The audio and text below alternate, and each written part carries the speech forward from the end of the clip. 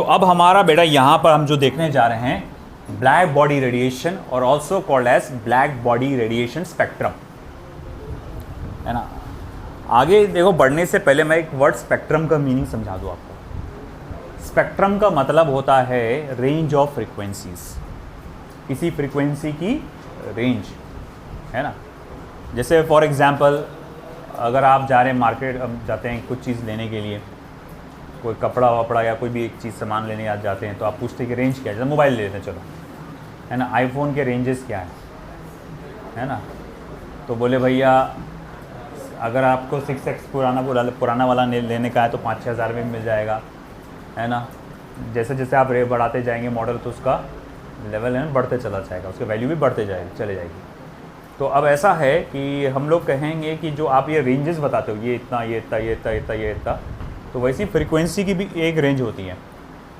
तो उसकी फ्रीक्वेंसी की रेंज को कहा जाता है spectrum. The range of frequencies is called as spectrum. फिर स्पेक्ट्रम कई टाइप के होते हैं। एक होता है विजिबल स्पेक्ट्रम, जैसे तुम रेनबो देखते हो, रेनबो में तुमको तकरीबन 7 के 7 कलर नज़र आते, है ना। पूरा रेड, ऑरेंज, येलो, ग्रीन, पूरा विबग्योर जो है वो नज़र आता, तो उसको पूरा बोलते हैं visible spectrum.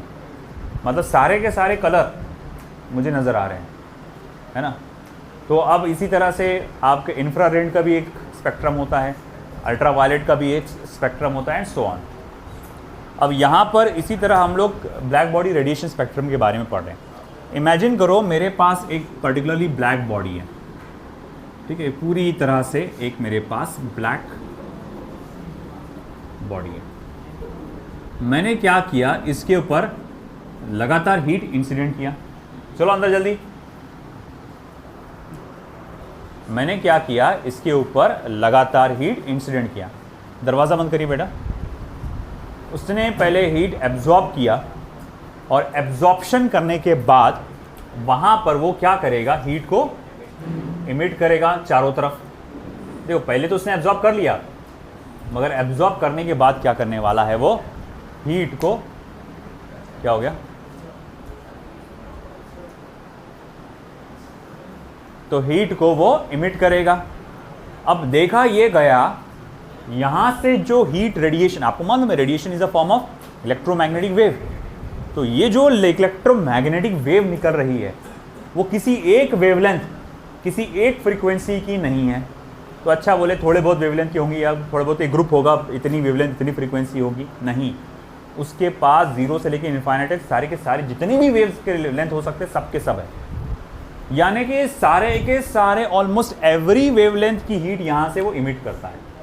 It emits wavelength heat radiation of almost all the wavelength. और ऐसा नहीं कि सिर्फ कोई एक खास टेम्परेचर पे, एट ऑल टेम्परेचर, है ना। ये बात पॉइंट सबसे पहले, ये पहला बेस बनता है यहाँ पे, कि यहाँ पर आपने क्या देखे कि it emits all the wavelengths at all the possible temperature. बात समझ में आ रही है ना आपको। It emits all the wavelengths at all the possible temperature. कोई एक वेवलेंथ है क्या, कोई 2-4 वेवलेंथ है क्या, कोई 10, 15, 100, 200 वेवलेंथ है क्या, नहीं। जो पॉसिबल हो सकती है, जो पॉसिबल है, इंफ्रारेड की वेवलेंथ, विजिबल की वेवलेंथ, अल्ट्रावायलेट की वेवलेंथ, तुमको एक उसमें से सारे के सारे निकलते हुए नजर आएंगे। सारे के सारे वेवलेंथ तुमको इसमें से निकलते हुए नजर आएंगे। आई बात समझ में आपको। तो ये हम लोग ने देखा ब्लैक बॉडी रेडिएशन में ऐसा कुछ देखने को मिलता है। कम लोग पहले काम कर लो, बात कर लो पहले क्या है, तो कर लो कंप्लीट फरजान। तो अब मुड़ना नहीं, फिर नहीं तो बाहर जाना सीधा। तो अब हमने क्या देखा कि भैया कि यहाँ पर इतने सारे अलग अलग वेवलेंथ्स की बात, रेडिएशंस बाहर निकलते हैं।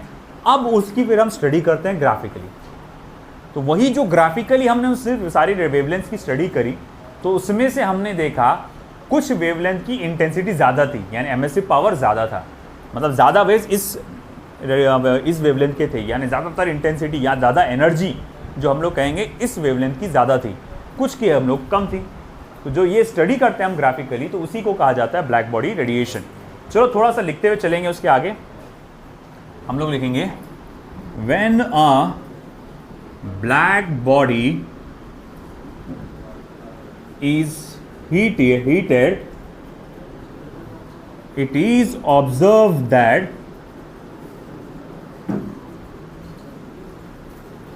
it emits heat radiation. अब रेडिएशन म्हणजे काय? Electromagnetic waves of almost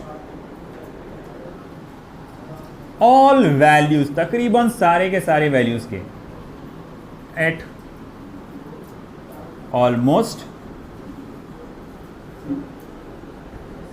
every temperature, मतलब जो भी आपकी रेंज होगी इसकी, क्या कहेंगे, इलेक्ट्रोमैग्नेटिक वेव की, तो वो सारी के सारे वेवलेंथ आपको नजर निकलते हुए इसमें से नजर आएंगे एट ऑल पॉसिबल टेम्परेचर और ऑलमोस्ट एवरी टेम्परेचर। वर्ड डाल देना एवरी के बाद, possible, every possible temperature. The graphical representation or observation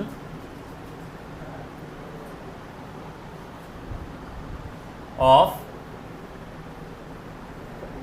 emissive power of perfectly black body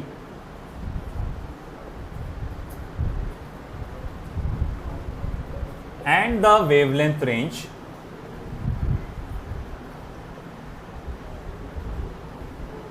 is as shown below, and the wavelength range is as shown below। तो मैं यहाँ पे x axis पर wavelength लूंगा और y axis पर emissive power, याद रखना यहाँ E stands for emissive power, और आपका जो लैम्बडा है it represents wave length। ठीक है, क्या जब से क्या कर रहे थे बेटा? दरवाजा खोल दो। तो एमिसिव पावर वर्सेस टेम्परेचर का मैं ग्राफ बनाऊंगा। तो मैं ये ग्राफ जो देखता हूं वो ग्राफ कुछ इस तरह से आता है।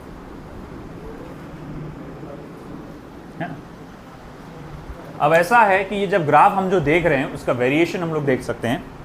सबसे पहले देखते से पता चल रहा है कि ग्राफ जो है वो यूनिफॉर्म नहीं है ना, लगातार बढ़ता हुआ, लगातार कम होता हुआ, ऐसा है क्या?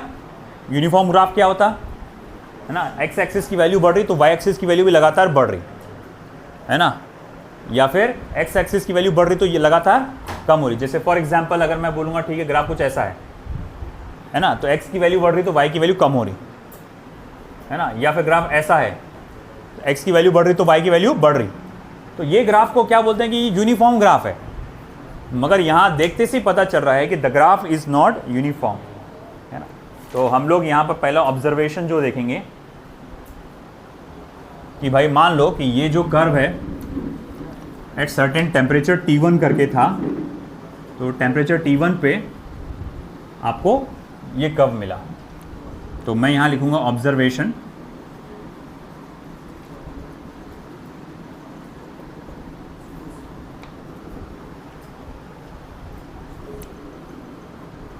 चलो देखो, तो ऑब्जर्वेशन में हमने क्या देखा, it is seen that at a given temperature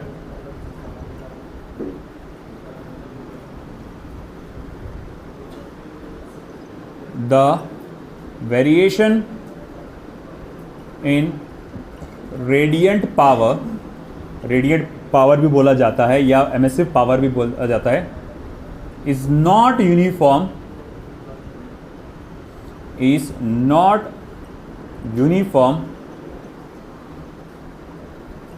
over the variation of wavelength,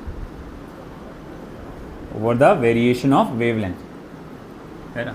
हमने क्या देखा यहाँ पे कि डिस्ट्रीब्यूशन में हम लोगों ने क्या देखा ग्राफ के अंदर कि भैया यहाँ देखते हैं कि रेडिएंट पावर जो है यूनिफॉर्मली डिस्ट्रीब्यूटेड नहीं है ना। पहले उसकी वैल्यू बढ़ रही है, फिर एक पर्टिकुलर वैल्यू के बाद उसकी एमिसिव पावर मैक्सिमम लेवल होता है, फिर उसके बाद वैल्यू कम होते जाती है ना। It can be seen that initially the emissive power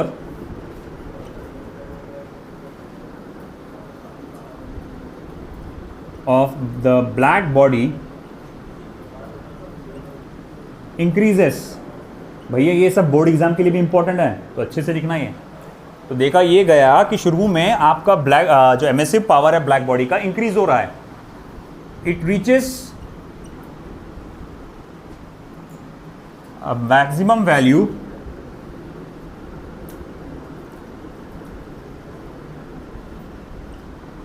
at certain wavelength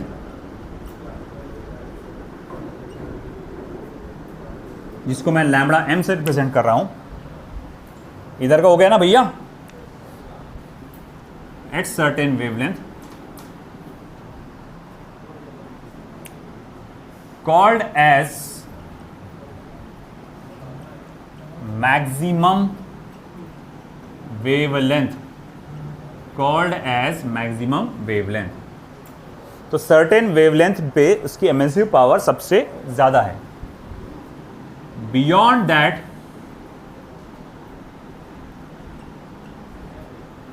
उसके बाद emissive power of the black body decreases. उसके बाद हमने क्या देखा, एमिसिव पावर जो है ब्लैक बॉडी की अब उल्टा कम होने लग जाती है। ठीक है, अब एक काम करके देखो, आप टेम्परेचर थोड़ा सा बढ़ा कर देखो। अब मैं यहाँ पर टेम्परेचर बढ़ा देता हूँ, तो टेम्परेचर बढ़ाने के बाद मैं देखता हूँ ग्राफ कुछ ऐसा आया।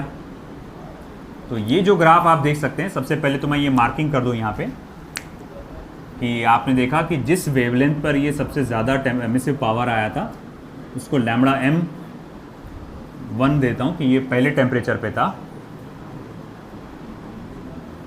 देखो टेम्परेचर T2 पे, देखो आप टेम्परेचर T2 मैंने अब क्या कर दिया कि टेम्परेचर बढ़ा दिया, T2 is greater than T1। तो जैसे ही मैंने टेम्परेचर बढ़ाया तो मैंने क्या देखा कि एरिया अंडर द कर्व भी बढ़ गया, है ना। तो मैं यहां लिखूंगा as the temperature is increased, second point, as the temperature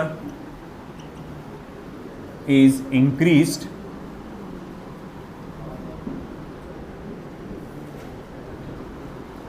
the area under the curve comma the area under the curve also increases। जैसे ही मैं टेम्परेचर को बढ़ाता हूं तो मैं क्या देखता हूं, the area under the curve also increases। this area represents, यही जो area under the curve है वो क्या represents करता है, emissive power of the body of the perfectly black body। यही एरिया अंडर द कर्व क्या रिप्रेजेंट करता है, emissive power of the perfectly black body. तो मतलब हम ये भी कह सकते हैं कि आपका टेम्परेचर बढ़ने की वजह से आपका जो एमिसिव पावर है परफेक्टली ब्लैक बॉडी का वो बढ़ गया। इवन अगेन मैं अगर और टेम्परेचर बढ़ाकर देखूं तो मैं क्या देखता हूं कि ये भैया और ग्राफ कुछ इस तरह से हो जाएगा, है ना। तो अगर टेम्परेचर T3 है, आपका टेम्परेचर कितना है बेटा, T3 है, तो आपने क्या देखा, ग्राफ कुछ ऐसा हो गया, है ना। ठीक है, मगर इसके अलावा हमने एक और ऑब्जर्वेशन देखा। बोले वो क्या, हमने ये देखा कि भले आपका एरिया अंडर द कर्व बढ़ते जा रहा है, मगर देखो लैम्बडा एम की जो वैल्यू है वो कम होते जा रही है। लैम्बडा एम की वैल्यू ये टेम्परेचर T1 पर, लैम्बडा एम की वैल्यू ये टेम्परेचर T2 पर, और लैम्बडा एम की वैल्यू ये टेम्परेचर T3 पर, है ना। देखो इधर, अब भैया आप राइट साइड में जाएंगे तो लैम्बडा एम की वैल्यू बढ़ेगी ना, लेफ्ट में आओगे तो कम होगी।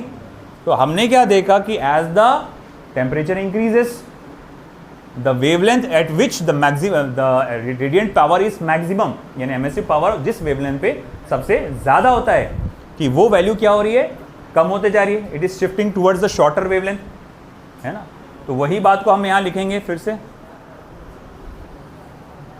थर्ड पॉइंट में,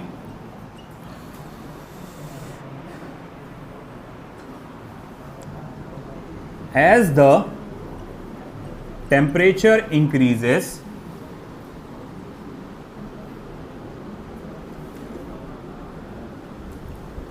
the maximum wavelength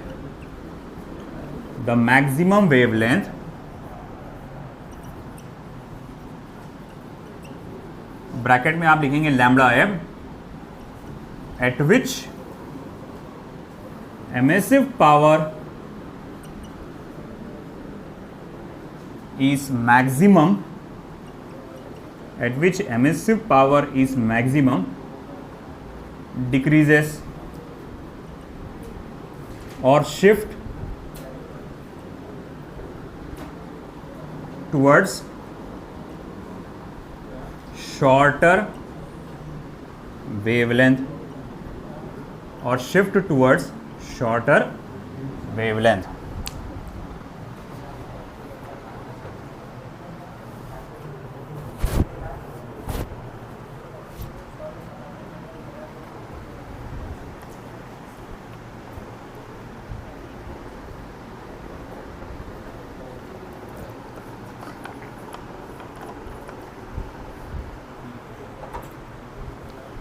Of shift towards shorter wavelength.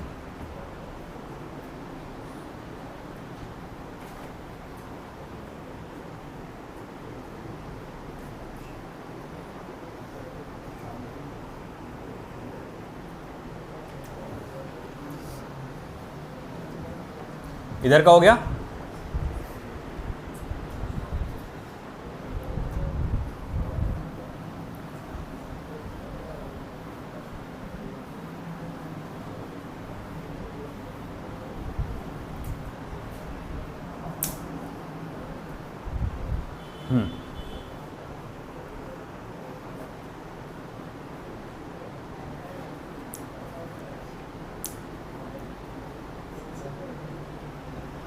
ठीक है, नेक्स्ट। अब इतना ये इंपॉर्टेंट तो नहीं ये वाला point, eight the temperature of around 300 kelvin, eight the temperature of around 300 kelvin. 300 kelvin बोलते हो कितने डिग्री सेल्सियस हो जाएगा, अराउंड 23 डिग्री सेल्सियस, है ना। ये किसके बराबर हो गया, रूम टेम्परेचर के बराबर, अभी का नहीं सर्दी के मौसम का तो वो रूम टेम्परेचर के बराबर हो जाएगा, अराउंड 23 डिग्री सेल्सियस। तो उस वक्त बोले अगर देखा जाए ऐसा, तो अगर मेरे पास कोई ब्लैक बॉडी है, जैसे मान लो कि जो स्टैंडर्ड ब्लैक बॉडी का बना है, तो भैया ये भी रेडिएशन इमिट कर रहा होगा।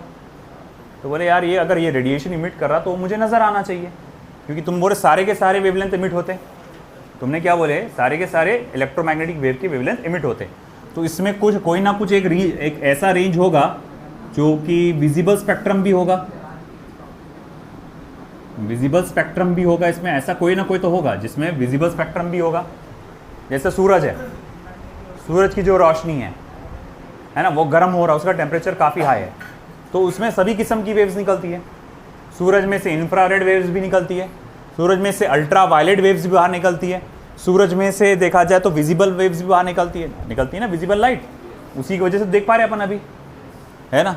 तो भैया ऐसा है कि देखो अगर कोई ब्लैक बॉडी है घर में रखी हुई एकदम, एक मान लो तुमने कोई एक ब्लैक बॉडी बना ली है ना, चारकोल की इसकी कोई है, तो वो हीट हो रही है, हीट होने के बाद वो क्या अपना हीट को रेडिएट करेगी, तो उसमें से भी विजिबल स्पेक्ट्रम नज़र आना चाहिए, मगर उसमें ऐसा तो होता नहीं। तो बोले उसके पीछे का कारण क्या है, तो ऐसा है, उसके पीछे का कारण ये है कि at the temperature of around 300 kelvin, that is जिसको हम लोग कहेंगे रूम टेम्परेचर के आसपास, the maximum intensity of radiant wave is around 5 into 10⁻⁻⁶ metre. ज़्यादातर जो वेव बाहर निकलती है ना उसकी वेवलेंथ जो होती है अराउंड 5 इंटू 10⁻⁻⁶ मीटर होती है। अब ये जो वेवलेंथ होती है जिसकी वैल्यू अराउंड 5 इंटू 10⁻⁻⁶ मीटर होती है, ये कौन सी वेव होती है? Which is infrared waves. Infrared waves, तो ये असल में क्या होता है? इंफ्रारेड वेव्स होती है। आई बात समझ में आपको, है ना? तो भैया जनरली नज़र इसलिए नहीं आती अपने को कि ब्लैक बॉडी में से जो ज़्यादातर वेव्स बाहर निकल रही है वो क्या है? इंफ्रारेड वेव्स है।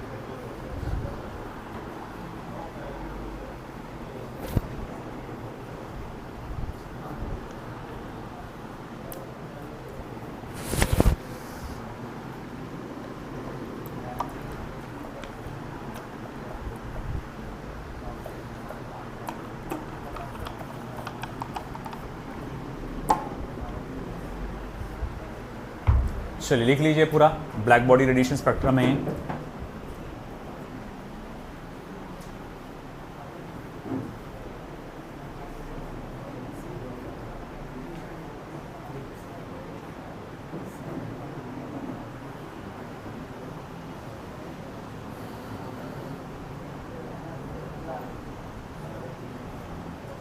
बातें नहीं।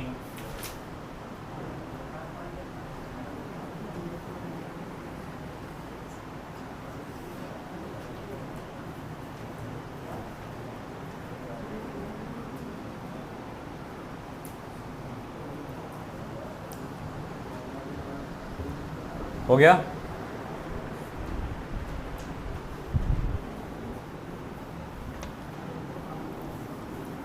अब इसी से जुड़ा और बहुत ज़्यादा इम्पॉर्टेंट, बोर्ड एग्ज़ाम के लिए भी काफ़ी ज़्यादा इम्पॉर्टेंट एक टॉपिक हमारे सामने आएगा, that is veins displacement law. Veins displacement law, और ये जो लॉ है इसी से जुड़ा हुआ है ना? यही जो आपने कंक्लूजन देखे थे लास्ट में, जो आपने कंक्लूजन देखे थे पॉइंट नंबर 3 में जो कंक्लूजन देखे थे, उसी से जुड़ा हुआ ये है। तो भैया वेन्स डिस्प्लेसमेंट लॉ क्या कहता है? चलो अब हम उसके बारे में देखते हैं। The wavelength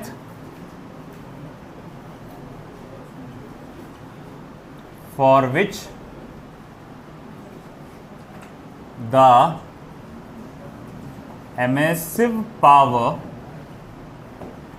the wavelength for which the emissive power of the body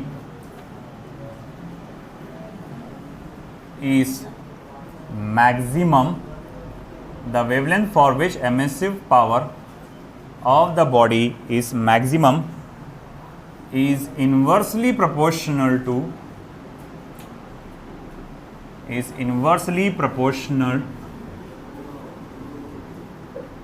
to absolute temperature. वो वेवलेंथ जिसका एमिसिव पावर मैक्सिमम होता है वो इन्वर्सली प्रोपोर्शनल होता है टेम्परेचर को। अरे वो सिंपल सी बात है, वही जो अपन ने देखे थर्ड पॉइंट के अंदर यहाँ पे, कि जैसे जैसे तुम टेम्परेचर बढ़ाते जा रहे, लैम्बडा एम की वैल्यू क्या हो रही? कम होते जा रही ना। देखो टेम्परेचर T1 पे क्या था, टेम्परेचर T2 पे क्या था, टेम्परेचर T3 पे क्या था, लैम्बडा एम की वैल्यू कम होते जा रही। बस वही बात को बोला है, the wavelength for which the emissive power of the body is maximum is inversely proportional to absolute temperature. अब यहाँ पर वर्ड आ गया एब्सोल्यूट टेम्परेचर। जैसे ही तुमने वर्ड देखे एब्सोल्यूट टेम्परेचर, उससे क्या साबित हुआ तुमको? उससे क्या सीखने को मिला? क्या समझ में आया? केल्विन स्केल में, यानी टेम्परेचर को तुमको कहाँ लिखना है? केल्विन स्केल में लिखना है। तो मैं यहाँ लिखूंगा इस तरह से, therefore lambda M is inversely proportional to capital T, जहाँ टेम्परेचर इन केल्विन स्केल है। Therefore lambda M is equals to B upon capital T. अब यहाँ पर बी क्या है? तो बी जो है वो कहलाता है वेन्स कांस्टेंट। बी को हम लोग क्या कहते हैं बेटा? इसे हम लोग कहते हैं वेन्स कांस्टेंट, और उसकी जो वैल्यू होती है 2.897 into 10⁻³ metre kelvin. 2.897 into 10⁻³ metre kelvin. अस्तगफिरुल्लाह।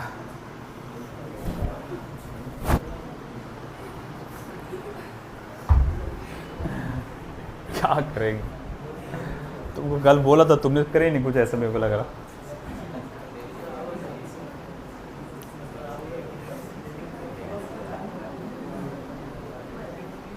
बाहर रख, कुछ भी टाइम पे आ रहा हो पड़ेगा रखो। नहीं वो मैं नहीं रखा, क्लास होने पे आएंगे तब, अब नहीं। कुछ भी कितना भी लेट आएंगे, कुछ भी बहाने लाएंगे।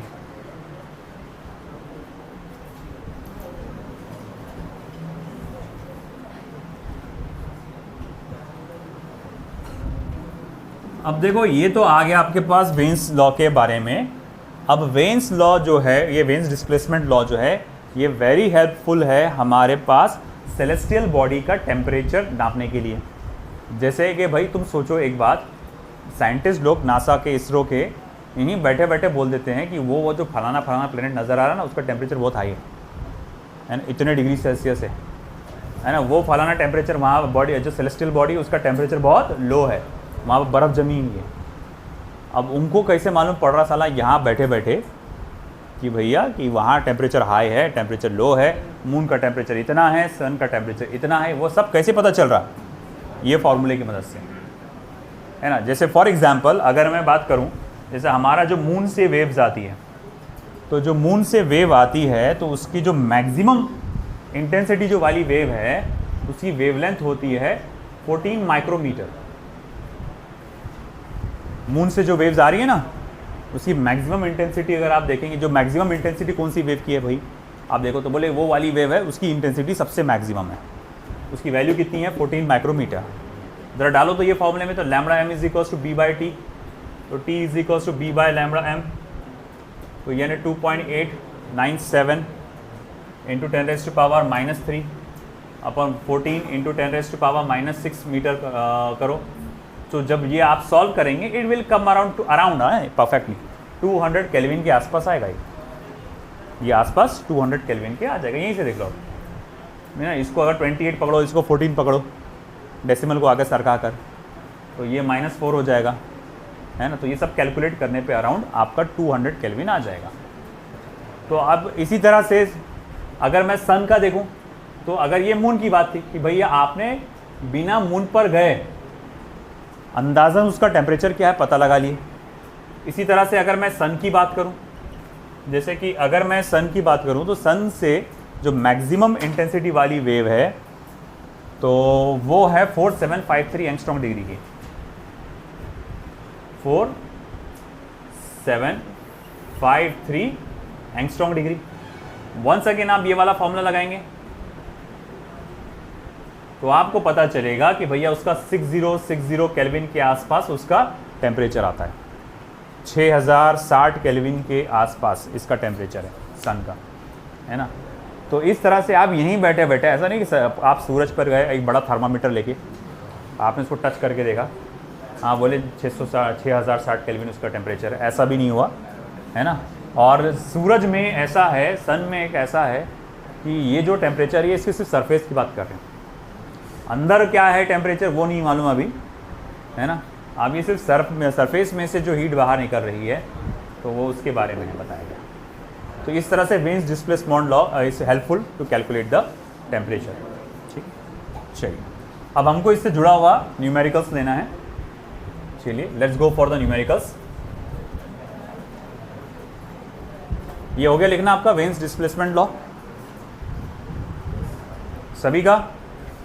चलिए let's go for the numericals. पहले मैं कुछ स्टेट बोर्ड के न्यूमेरिकल्स दे रहा हूँ, तो उसकी कैलकुलेशन थोड़े से अपने को देखना पड़ेंगे।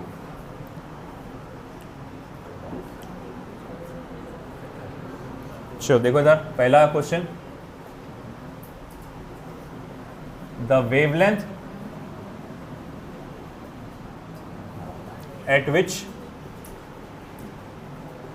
body radiates maximum energy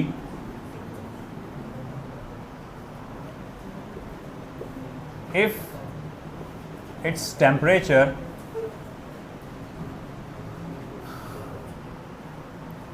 is 227 degrees Celsius,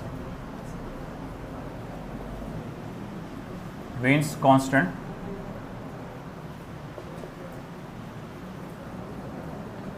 is equals to 2.898 into 10 raised to power minus 3 meter Kelvin.